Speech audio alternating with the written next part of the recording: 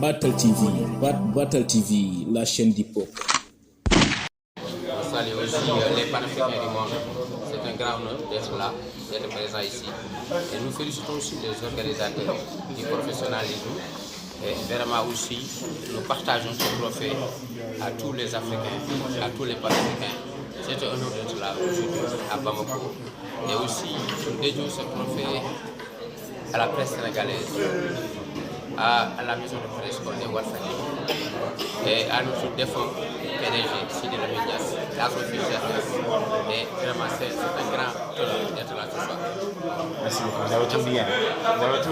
gannaaw football bi ak njàngum alxuraan Sénégal nag amatina beneen ndam ndaxte équipe bi nga xam ne moo di Black Label bu nekk Walfadjri ñoom nag ñooy meilleure rajo en Afrique niki démb nag la ñu demoon jëli trophée boobu noonu ki nga xam ne moo di Cheikh Nathie Brown ak Dof Diop muy beneen ndam boo xam ne Sénégal amatina ko gàcce ngalaama ca kaw ca kanam Battle TV télé bu baax bi dem leen ngeen abonné Battle TV.